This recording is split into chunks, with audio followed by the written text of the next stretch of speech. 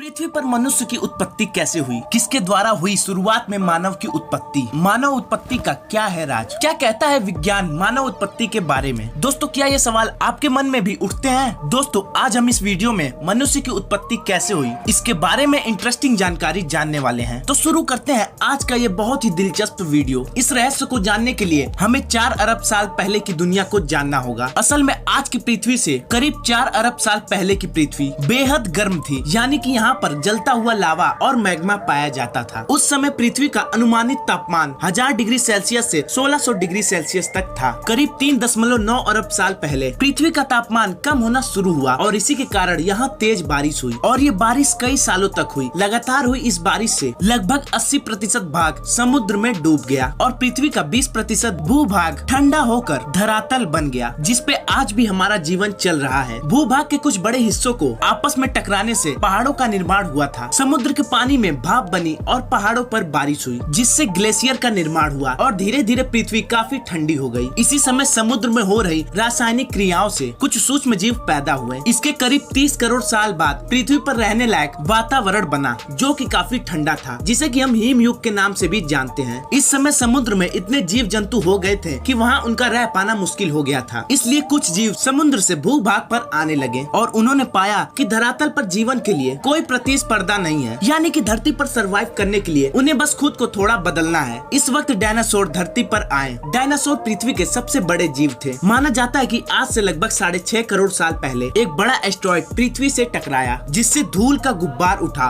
और उसने सूरज को ढक लिया। तापमान गिर गया और डायनासोर का काल खत्म हो गया। डायनासोर तो मिट गए, लेकिन मैमल्स यानी कि स्तनधारी जीव ने खुद को इस विनाश से बचा लिया। इतने बड़े महाप्रलय गुजरने के बाद धरती पर फिर से सामान्य स्थिति हो गई थी। सतह पर फिर से कई सारे नए पेड़ पौधे उगने लगे और कई सारी प्रजातियों ने नए जन्म लिए। अब जो प्रजाति आई वो सीधे होकर खड़े होने में सक्षम थी। लगभग 4.7 करोड़ साल पहले धरती के टेक्टोनिक प्लेट्स में हलचल हुई और महाद्वीप आपस में टकराने लगे और इससे हिमालय जैसे विशाल पर्वतों का निर्माण हुआ। इन पर्वतों के जन्म से मौसम का पैटर्न बदलने लगा। पृथ्वी फिर से ठंडी होने लगी। नई नई नदियों का जन्म हुआ। 3 करोड़ साल पहले ग्लोबल कूलिंग हुई। घास के मैदान बनने लगे और जंगल घटने लगे। तब ऐसे जानवर विकसित हुए जो खुले मैदान में रहने के लिए उपयुक्त थे और उन्हीं में दूसरे जानवर को खाने वाले जानवर भी विकसित होने लगे। 1 करोड़ साल पहले पृथ्वी वह रूप लेने लगी जिसे आज हम देख रहे हैं। 40 लाख साल पहले धरती के टेक्टोनिक प्लेट्स में एक बार फिर से हलचल हुई और अफ्रीका के पूर्वी इलाकों में एक नई पर्वत श्रृंखला का निर्माण हुआ। ये पर्वत श्रृंखला थी अफ्रीकन रिफ्ट वैली और इनके आने से इन जंगलों में आने वाली मौसमी हवा पूरी तरह से रुक गई और बारिश आना पूरी तरह से बंद हो गई। दोस्तों, अफ्रीका के इन जंगलों में रहते थे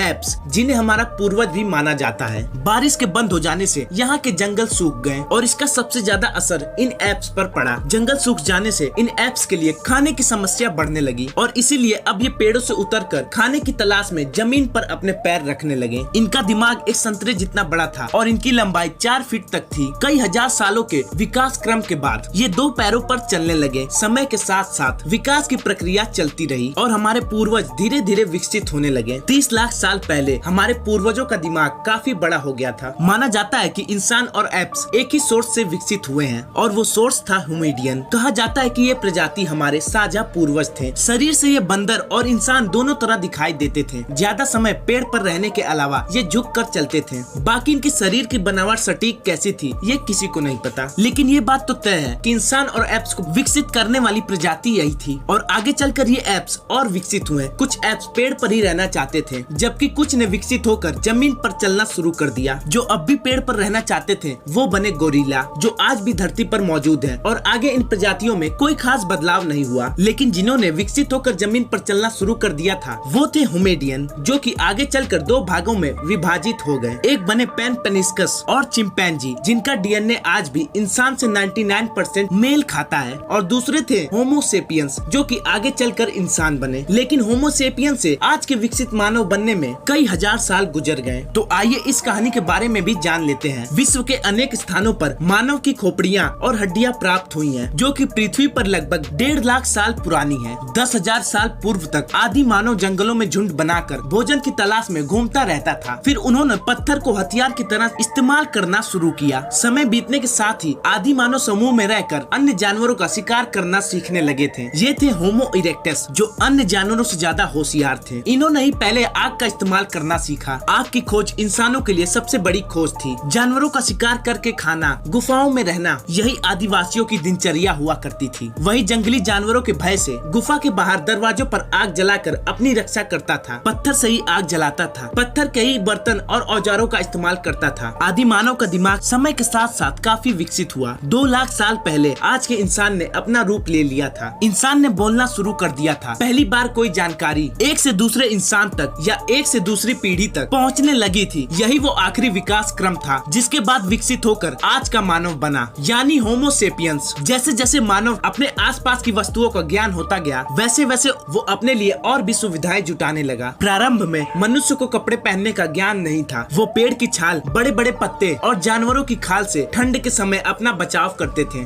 बाद में वो जानवरों को पालना, पौधे उगाना और अन्न उगाना आदि सीख गए, जिससे उसका घुमक्कड़ जीवन समाप्त हो गया और एक स्थान पर झोपड़ी बनाकर रहने लगा और खेती करने लगा। उसने कुत्ते, बकरी, भेड़ आदि जानवरों को पालकर अपना पालतू जानवर बना लिया। उनसे अपने कार्य में सहयोग लेने लगा। धीरे धीरे मानव ने धातु की खोज की। उसने पहिया बनाना सीखा, साथ ही पत्थर के चाक बनाकर मिट्टी के बर्तन बनाना सीख लिया। मनुष्य के विकास का क्रम लगातार जारी रहा और अब भी जारी है। यह एक अनवरत चलने वाली क्रिया है जो शायद तब तक चलती रहेगी जब तक ये धरती है। तो दोस्तों, ये थी धरती पर जीवन के आरंभ की कहानी। आशा है आपको आज का ये वीडियो पसंद आया होगा। तो दोस्तों, आज के वीडियो के लिए बस इतना ही। अगर आपको ये वीडियो पसंद आया हो तो इसे लाइक और शेयर करें। ऐसे इंपॉर्टेंट और नॉलेजफुल वीडियो के लिए चैनल को सब्सक्राइब जरूर करें। Thanks for watching this video.